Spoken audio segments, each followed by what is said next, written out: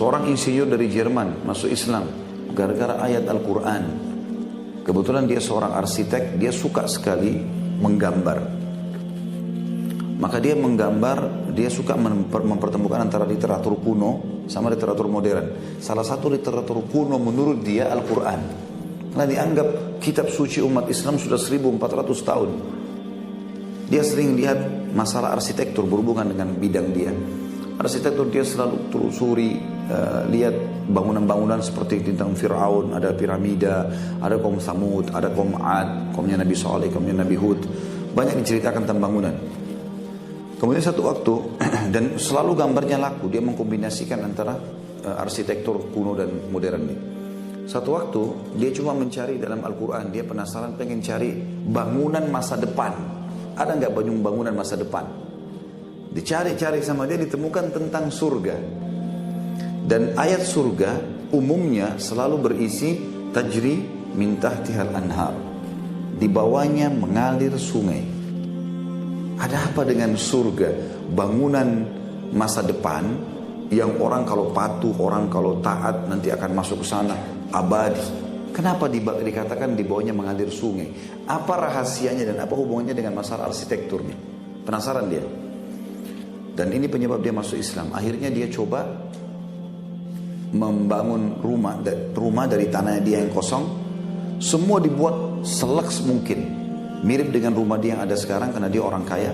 Hanya bedanya lantainya diganti jadi kaca. Dia nggak pakai keramik, nggak pakai lantai kayak kita. Dia pakai kaca dan di bawahnya dibuat ada saluran-saluran air sehingga air itu terlihat. Di situ semua ada panel listriknya. Setelah selesai dia bangun rumah tersebut, karena dia buru-buru dia ingin keliling beberapa negara di Eropa. Dia datang kemudian dia pun keliling untuk mengambil, untuk menawarkan ke perusahaan-perusahaan gambar-gambar dia. Kurang lebih beberapa bulan dia baru balik ke Jerman. Pada saat dia pulang ke Jerman, sebelum dia pergi ke rumah istrinya, ke rumah dia yang bersama istrinya, dia mampir dari bandara ke rumah dia yang baru. Dia duduk, dia masuk, dia menyalakan semua panel listrik, semuanya nyala, termasuk ada cetekan panel listrik yang untuk menjalankan air di bawah lantai. Dia cerita tentang masuk Islam yang dia bilang, tiba-tiba saya duduk di sofa, dalam 5 menit semua penat saya hilang. Semua capek saya hilang. Dalam 2 bulan. Dia bilang dalam 2 bulan saya biasa keliling begini nawarin gambar-gambar ini. Itu pulang mungkin 2 minggu, 3 minggu baru bisa kembali normal. Ini dalam 5 menit hilang semua penat itu. Dia bilang saya penasaran. Saya lihat ke wallpapernya, lihat ke temboknya. Sama dengan rumahnya dia. Lampunya mewah tapi sudah biasa dilihat sama dia. Terus dia telusurin beberapa saat di situ. Sampai terakhir semua lampu dimatikan, tinggal panel listrik untuk air yang tidak. Begitu dia duduk, dia mulai renungin. Dan ini penelitian dia yang terakhir karena semua sudah dicek. Ini warna biasa saja, ini biasa saja. Terakhir tinggal suara air, dia duduk, dia rasakan ketenangan jiwa kayak tadi waktu awal. Maka di sini dia ucapkan kalimat teman-teman sekalian, Allah SWT berikan hidayah. Dia mengatakan, oh ini rahasianya. Kenapa? Istana di surga itu dalam Al-Quran diceritakan di bawahnya mengalir sungai. Ternyata gemericik air itu membuat ketenangan jiwa. Maka dia gara-gara itu masuk Islam, syahadat. Dia cari Islam community kemudian dia masuk Islam. Keajaiban yang luar biasa. Baik, kisah lain Bapak Ibu sekalian, penelitian juga. Ini kisah nyata tentang buah tin dan buah zaitun. Buah tin dan buah zaitun. Jadi ada satu hormon di dalam otak manusia itu. Kalau dia keluar itu sangat membantu manusia untuk mencerdaskan pikiran dia. Subhanallah saya tidak teringat nama hormon ini. Dan ini sangat jarang keluar. Setelah diteliti oleh seorang dokter Nasrani, bukan Nasrani maaf, ini penyembah seorang dokter dari Jepang, penyembah matahari. Enggak ada Tuhannya ini. Mereka menganggap matahari dewa mereka kan, kaisar mereka anggap anak dewa matahari kan gitu. Yang jelas si dokter Jepang ini adakan penelitian di buah-buah, dia temukan hormon ini paling banyak di 2 buah, di buah tin dan buah zaitun. Buah tin dan buah zaitun, 2 buah ini, gitu kan? Dan tentu Bapak Ibu tidak asing lagi dengan wattini waz zaitun. Allah gabungkan 2 ini, buah tin dan buah zaitun ya.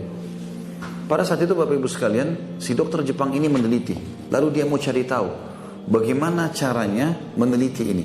Karena di Jepang buatin tidak ada, maka dia menghubungi temannya dokter juga spesialis di Saudi. Dia bilang, bisa nggak kamu adakan penelitian untuk buat tin? Ada nggak di negara kamu? Ada, banyak buat tin. Di negara Timur Tengah banyak buat tin. Kalau buah zaitun masih bisa di mana-mana dikirim. Buat tin ini agak susah. Lalu kemudian kata dia, baiklah coba adakan penelitian. Saya mau tahu kenapa dua buah ini saja yang paling banyak hormon itu. Dan ini dibutuhkan oleh manusia. Artinya dianjurkan untuk dikonsumsi. Si dokter muslim ini meneliti, tidak ada niatnya untuk mengajak masuk Islam si dokter Jepang tadi ini. Dia mengadakan penelitian. Betul ditemukan ya, hormon ini paling banyak di dua buah ini. Dan dia coba kombinasikan antara satu zaitun dengan satu tin, dikombinasikan, ternyata hasilnya lebih efektif. Dia coba kombinasi sampai dia temukan. Jadi dia coba baca dalam surah ya, menjelaskan wattini wa zaitun. Dia teliti wattini wa zaitun satu-satu. Tapi dia coba teliti dalam Al-Quran, ternyata kalimat zaitun itu diulangi 6 kali. 6 atau 7 kali dalam Al-Quran. Buatin diulangi 1 kali saja. Maka dia coba gabungkan itu, dikolaborasikan lagi. 1 buatin di blender dan dicampur dengan 7 buah zaitun. Ditemukan hasilnya maksimal. Sampai hormon itu mencapai nilai 100%. Kalau dengan jumlah ini. Maka si muslim ini yang dari Saudi telepon temannya dari Jepang. Saya sudah teliti ini. Dan saya sendiri merasa keajaiban yang luar biasa, dia bilang. Karena saya temukan ini dalam Al-Quran ada. Disebutkan surahnya ini dan seterusnya. Dan ternyata dalam Al-Quran disebutkan buah zaitunnya 6 atau 7 kali dan buatin 1 kali.